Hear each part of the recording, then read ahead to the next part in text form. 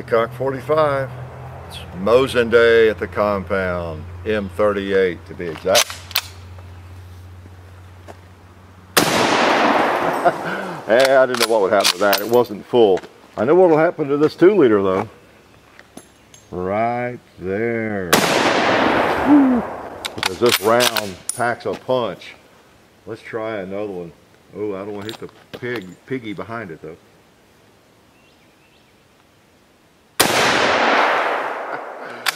Oh, we've got a couple left. I see a pot. Let's try to put the last one on the red plate. Okay, I haven't shot this much, but we will see where it goes. Oh, felt good. We'll get you. Yeah, Hickok 45. Got a model 48 or 38, excuse me. Mosin Nagant, otherwise known as all sorts of things, right? Mosin Nagants, and we just call them the Mosin in Tennessee, typically. And Kentucky, who knows what they call them up there. But we just usually refer to them as a Mosin. And get over it if it bothers you, sorry. But there's lots of them around, and this is one I've not had, the actual model 38, thanks to the MosinCrate.com. They sent us this as a gift, and we appreciate that. So yeah, can't beat that. I like carbines. I like smaller firearms, and you know, this is great. I mean, the full-length 9130 is a great rifle, of course, but these are better. Let's put it over here and just put it side by side. Of course, I've got some extenders on both of these, but you know, for those who don't know, the 9130, the classic that's been around so long, that so many people have, is a little longer. You know, they got this cut down to about a 20-inch barrel, and in 38 they decided they needed some in a shorter barrel, and this is what they came up with. The 30, it wasn't in production until 39, I believe, but it was just produced from 39 to 44, 45, long in there, and you know, mainly during the war years. And it's fairly, it's more collectible than some of the other models because there weren't as many of them. Most of them were made at, here we go again, pronunciation, Ishvik, you know, however you want to say that. Most of them were made there. A few were made in Tula, and those are more collectible. So if you really are a student of the Mosin, first of all, you probably pronounce it different, and you know all sorts of things I don't know. I know enough to be dangerous. The ones that are the primary models, and have 3 of them now. Wouldn't mind having an M44. They're kind of neat, you know, with the side bayonet. And that's really, as far as appearance sake, practical differences, the biggest difference between the 38 and the 44. If you've seen the 44, I know you have the bayonet that folds down here. This actually has a 44 stock on it. You can see the little cutout where the blade, you know, rests in there, so you don't cut yourself, stick yourself on the end of the bayonet. And most of these Mosins were refurbished. And excuse me, people in Kentucky, I know you don't know what refurb means, but that's just kidding. That's what was done with most of these, you know, new varnish job and polishing and everything. And so some of the 38s ended up with a 44 stock, or I think even during the production some of that happened maybe. The stocks are essentially the same, and once they started making the 44, I think they quit making the 38 basically, and but the stocks are pretty much interchangeable. This one does have the brass, you know, on it. It's a little less common, and it is a 38. I'm correct on this one. This time, this is the dates right on there. It's 1942, and that was during the time period when it was made. So, yeah, cool little guns. This one, and I like the 9130. It's fine gun. This one is the 9159, which is a 9130 just cut down.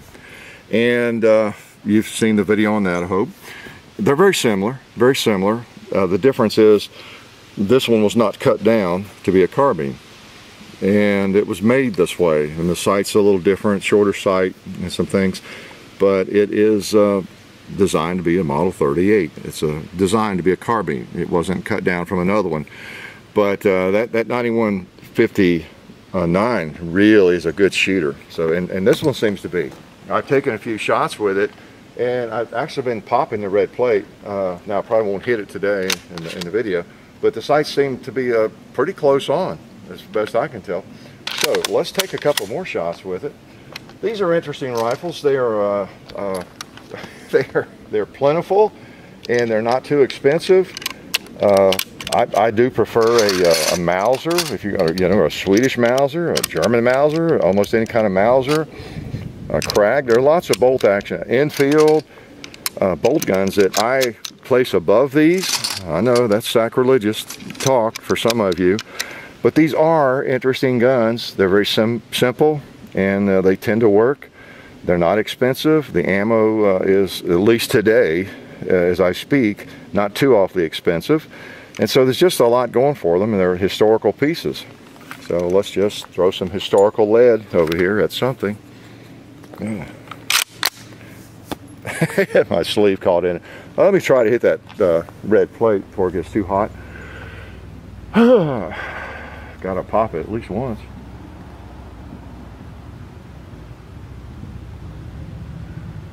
There we go. See, the sights seem to be pretty much right on. Let's try this, to really test the sights, let's try the 2-liter. Oh man, these are hot. I cut him down. I knew I was low on that one. Oh, before I forget, now we got a real challenge. We got our paper target here.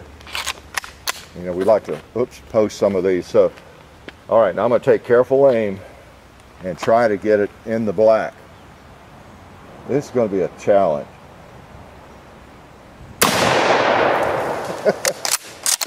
Let's put another one on it. Okay. All right. And what an accurate firearm that is. And empty. Oh boy. These are cool. I know a lot of you. I see your comments on our Mosin videos, and then this writing me. You're looking for these and trying to get opinions on them, which there's lots of opinions out there. And maybe as in fact, this morning, as I was going through my volumes of mail, somebody was asking, what were they asking? Oh yeah, they were asking, it was on Facebook, I guess, whether for their first gun they'd recommend a 22 rifle or one of these. And and since it was a very first first rifle, I suggested the 22, and then maybe get one of these, you know, soon afterwards. Of course, to each his own, get what you like. But this is a powerful round, and it does punch you. And, you know, I don't know that's the very best thing to actually start with as your very first firearm. If you're used to shooting at all and you've shot a shotgun, maybe, and, you know, shotgun doesn't bother you, then, yeah, why not? But as far as your first experience shooting, these got some thump to them, no doubt about it. All right, speaking of thump, I see another 2-liter. Oh, kind low. And I just need to put another one on the red plate to feel good. Yeah,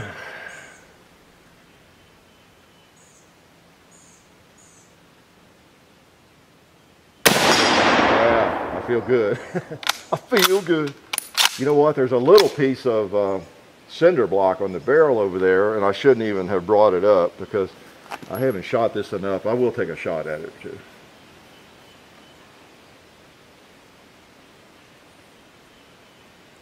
Oh, I think that was actually close.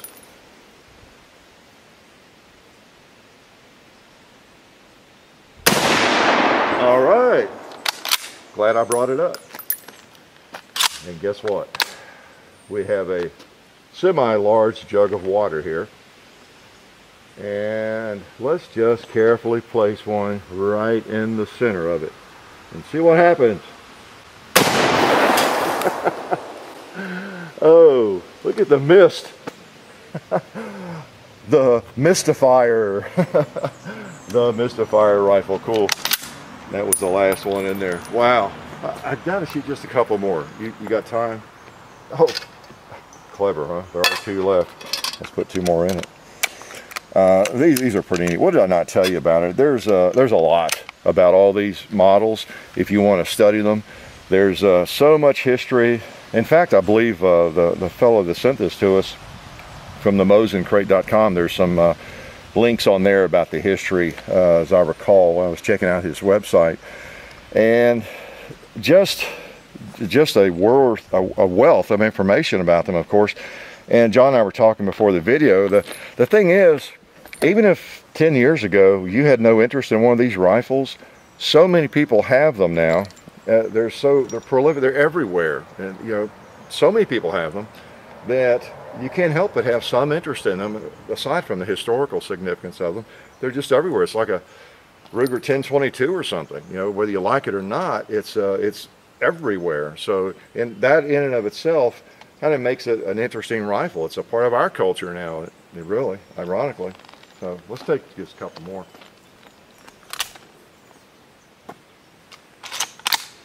Big old 7.62 by 51R, again, which stands for rimmed now, not Russian. It's got a rim on it, you noticed. Well, let's try the plate once more.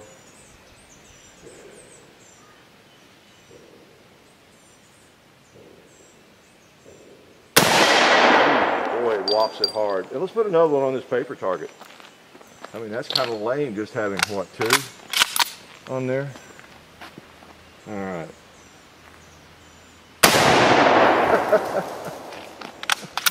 Oh man, get too close, the blast will knock it over. So anyway, M9 or M38, you know, there's lots of Mosins out there, and if you have one of the long ones, the 9130, and you just really like it, I would recommend one of these or the 9159, one of the carbine, the shorter versions, because they kick a little more, maybe you get a little bit more muzzle blast, but I don't know, they're just handy. As I have said many times, if I were a deer hunter, this is the kind of thing I would be carrying into the tree. This, I mean, there's any number of these old Milsurp rifles that I might just take up into the tree. This thing, would you worry if you dropped it? Not really, although you're safe. Speaking of safe, one thing I didn't point out, if you're not familiar with these at all, if this is the first time you've seen anybody handle one, where have you been, for one thing? The safety is a little bit stiff, you could say, okay? Very stiff. This one isn't as bad as some I've had, but it takes a lot of strength to engage it and disengage it. And unfortunately, for that reason, a lot of people ignore it, and they carry it with just nothing in the chamber, you know, or the bolt back or whatever. So you notice I wasn't engaging and disengaging it much at all. It's very difficult to use. Okay, anyway, the Model 98, or a model, I keep wanting to call it a 98, don't I? It was a 38. Again, this one intended to be made just like it is, just like you see, not cut down.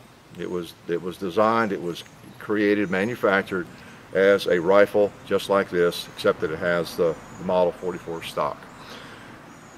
Pretty nice. Thanks again to the Mosin Crate. Life is good.